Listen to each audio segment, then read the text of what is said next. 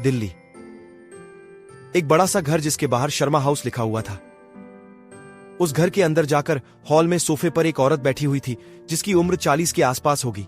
वो औरत बहुत सादा सिंपल लग रही थी। ये औरत कोई और नहीं बल्कि हमारी आयरा की मम्मा है और इनका नाम है स्मृति शर्मा। स्मृति जी बहुत साफ और नेक दिल इंसान है। वो अपने दोनों बच्चों से बहुत प्यार करती है। तभी एक आदमी वहां आते हैं जिनकी उम्र 42 के आसपास होगी और वो आराम से कहते हैं, स्मृति जरा चाय के लिए कहो, मुझे ऑफिस के लिए लेट हो रहा है।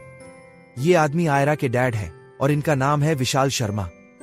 ये भी अपने दोनों बच्चों से बहुत प्यार करते हैं और ये बहुत सरल स्वभाव के हैं लेकिन थोड़े से कठोर भी हैं।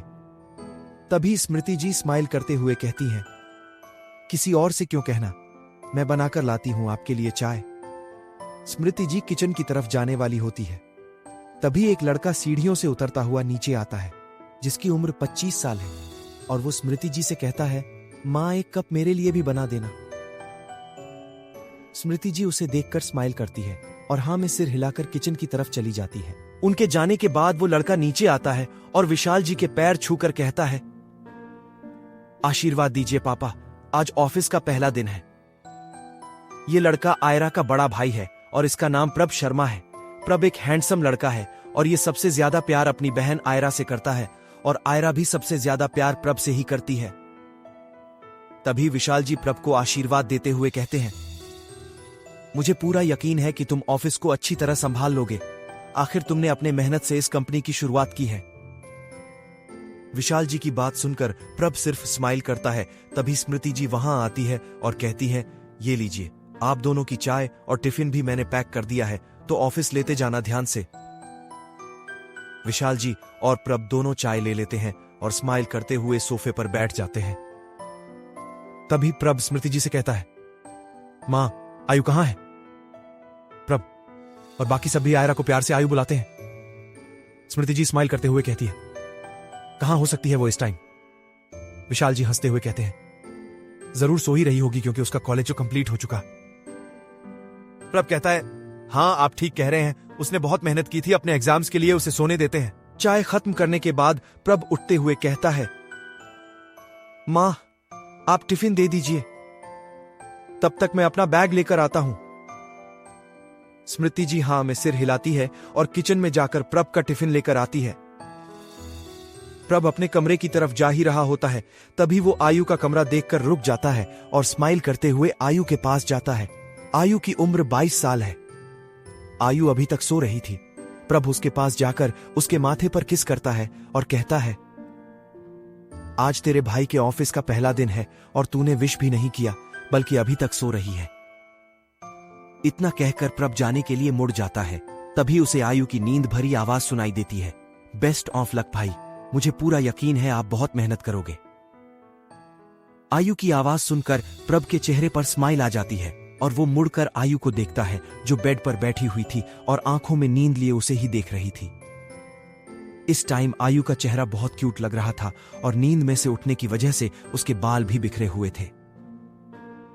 प्रभ उसके पास जाता है और उसके माथे पर किस करके कहता है, थैंक यू बच्चा एंड गुड मॉर्निंग। आयु स्माइल करते हुए कहती है, गुड मॉर्निंग भाई। प्रभ कहता है, अच्छा अब उठ गई है तो नीचे आजा जल्दी। आयु उठते हुए कहती है, आप 2 मिनट दीजिए, मैं बस 5 मिनट में आई। इतना कहकर आयु अलमारी से अपने कपड़े निकालती है और वॉशरूम में भाग जाती है। आयु को देखकर प्रभ के चेहरे पर अपने आप स्माइल आ जाती है। तभी उसे ऑफिस का याद आता है तो वो जल्दी से अपने कमरे की तरफ चला जाता है। थोड़ी देर बाद प्रभ बैग लेकर नीचे जाता है और वो टिफिन लेकर जैसे ही जाने वाला होता है तभी आयु नीचे आ जाती है और कहती है, आप मुझे बिना बताए कैसे जा सकते हैं? प्रभ कहता है, बिना बताए कहां जा रहा हूं, अभी तो तुझे बताकर आया। आयु जाकर प्रभ के गले लग जाती है तो प्रभ स्माइल करते हुए उसके सिर पर हाथ फेरता है। थोड़ी देर बाद प्रभ और विशाल जी आयु से मिलकर ऑफिस के लिए निकल जाते हैं। अब शर्मा हाउस के बारे में जान लेते हैं। शर्मा हाउस में नीचे 3 कमरे और एक किचन है और किचन के बगल से ही डाइनिंग एरिया है और एक हॉल है जिसमें सोफा सेट डला हुआ है और टीवी भी लगी हुई है, जिसमें से एक कमरा विशाल जी और स्मृति जी का है, दूसरा कमरा गेस्ट रूम है और तीसरा कमरा आयु के दादाजी और दादी जी का है। और उनके जाने के बाद वो कमरा ज्यादातर बंद ही रहता है। हालांकि उसकी साफ सफाई रोज कराई जाती है। ऊपर 4 कमरे हैं, एक आयु का, एक प्रभ का, एक थिएटर रूम है और लास्ट वाला कमरा जिम रूम है। तीसरे फ्लोर पर टेरेस है और एक साइड झूला भी लगा हुआ है। शर्मा हाउस के बाहर गार्डन भी है जिसमें बहुत सारे गमले और पेड़ पौधे हैं और एक साइड चेयर्स भी डली हुई है। घर का इंटीरियर नए डिजाइन का है जो देखने में बहुत खूबसूरत लगता है। शर्मा हाउस में पार्किंग भी है जिसमें 3 कार्स लगी हुई हैं, एक प्रभ की, एक विशाल जी की और एक आयु की। स्मृति जी को ड्राइविंग से डर लगता है, इसलिए उन्होंने अपने लिए कार नहीं ली, बल्कि जब भी उन्हें कहीं जाना होता है तो वो आयु के साथ जाती है या फिर प्रभ के साथ या फिर विशाल जी के साथ जाती है। और जब ये तीनों ही अपने काम में बिजी होते हैं तो स्मृति जी ऑटो से जाना पसंद करती है। रावेत कॉलोनी, दिल्ली। एक बड़ा सा घर जिसके बाहर नेम प्लेट पर लिखा हुआ था Kapoor house. Kapoor house Sharma house से बहुत बड़ा था और इसमें लिफ्ट भी लगी हुई थी। डाइनिंग टेबल पर 4 लोग बैठे हुए थे, जिनमें से एक का नाम है मानिक कपूर, जो रिहान के डैड है और विशाल जी के बहुत अच्छे दोस्त भी, और इनकी उम्र भी 42 के आसपास होगी। ये बहुत साफ दिल के हैं, लेकिन टाइम के पक्के हैं। इन्हें हर चीज टाइम से करना पसंद है और अपने बच्चों के लिए थोड़े से कठोर भी है। दूसरे जो है उनका नाम है रूहान कपूर, जो रिहान का छोटा भाई है और ये बहुत मजाकिया टाइप के है, लेकिन रूहान दिल का बहुत साफ है और उसे सबसे घुलना मिलना भी पसंद है। और ये अभी कॉलेज के फर्स्ट ईयर में है और इनकी उम्र 19 साल है।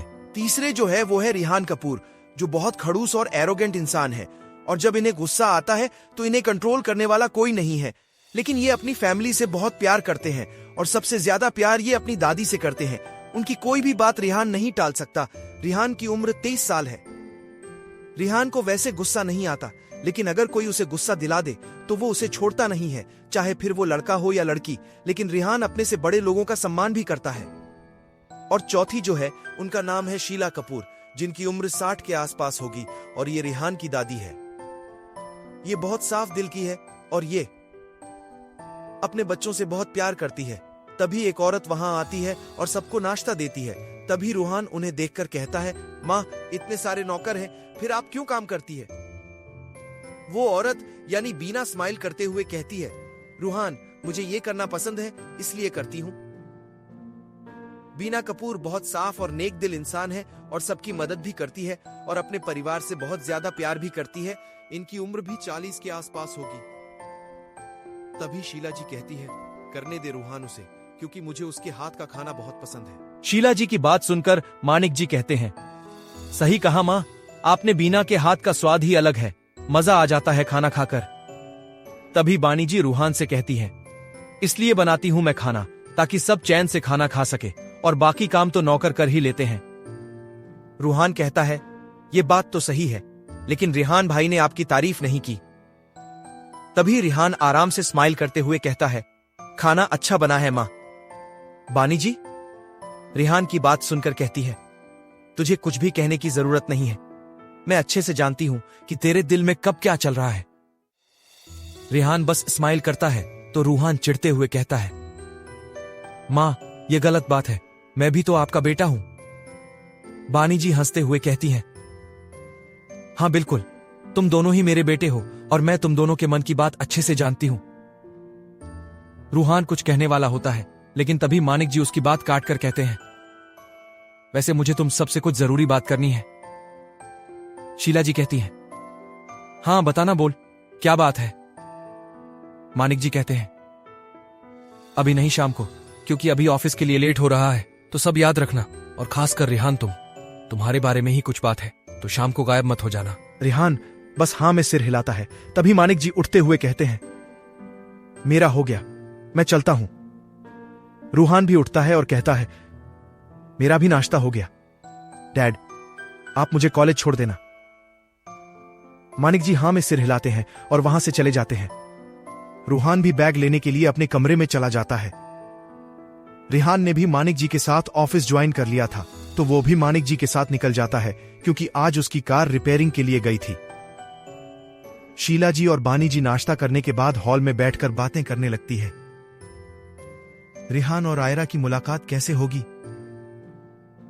आखिर मानिक जी ऐसी क्या बात करना चाहते हैं जिसके लिए रिहान का होना जरूरी है? आखिर रेहान खड़ूस और एरोगेंट इंसान बनकर क्यों रहता है?